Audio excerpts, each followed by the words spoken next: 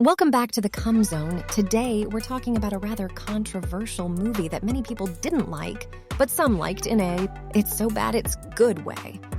So, ladies, what are your thoughts on the Hitman movie, the first one? We'll discuss the second movie later. That's the movie with Timothy Olyphant. Timothy Olyphant. Yeah. I personally preferred the second one, if I'm being honest. Really? The first one was all right, but the second was weird for me. Yeah, I just didn't like the woman in it. Not necessarily as an actress, but as a character. She just didn't bring much to the plot. Same kind of goes for Agent 47, really. He just didn't act like 47 at all.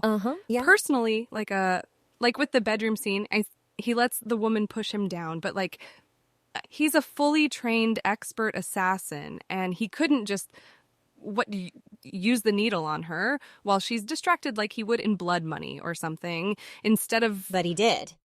No, he did, but not in a way 47 would. He didn't take her down like a cold machine. He was waiting to see where the sexual stuff was going almost. It was just a bit odd, in my opinion. Yeah, I could see where you're coming from. Moving on to the antagonists of the movie. The antagonist of the story is the two police guys, right? Whittier and, what's the other guy's name? It's listed as partner, and that's it. So you're telling me that not even pages that are meant to know the character's name know his name? He's just partner. Maybe he doesn't have a name? No, surely he has a name. Let me get Jack. Oh, Jack's our editor, by the way. Say hi, guys. He's waving to us from behind the glass.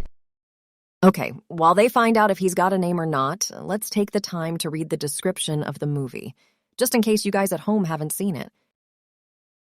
A gun for hire known only as Agent 47, hired by a group known only as the Organization, is ensnared in a political conspiracy, which finds him pursued by both Interpol and the Russian military as he treks across Russia and Eastern Europe.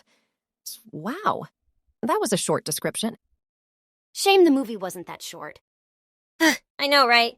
So did you guys find anything about the guy's name? Nope. Nothing at all. Anyone who did have a name had a different one than the last. Okay, ladies, the story. What did we think of it overall? Well, as Rachel said, she preferred the second, but I'd have to disagree and go with the first. It was better all around, as it was Agent 47 on the run from Interpol and other services.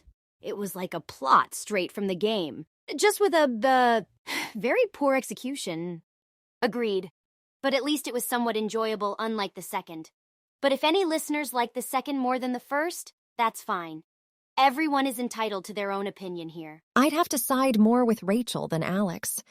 I liked the second one a bit more because of a few cool scenes like the disguise scene and the sniper scene. Yeah. Oh yeah, I forgot about that. Okay, I'll admit that was a cool scene. Especially the line he delivered. As goofy as some people think it was, I think it was pretty badass. Okay, we don't want to spoil the next podcast epilogue, do we? So let's leave the second movie discussion to that. I like the CumZone pun calling an episode an epiload. That was good. Thanks. That's the only clever thing I'll say for a month now. I'd have liked if the Hitman, the first movie, I'd have liked if they had him switching outfits after knocking out guards or workers, and using their clearance and tools to make his way to a target, even if it's just a location and not a person.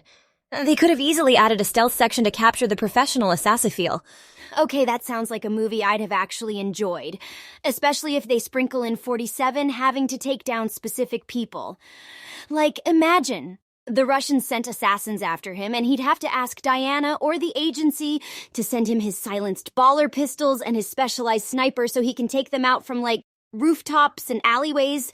He could even use bricks as distractions and stuff. That would have been cool. Hollywood, sign this girl. I'm good. Hollywood is sketchy. Oh, yeah. Good point.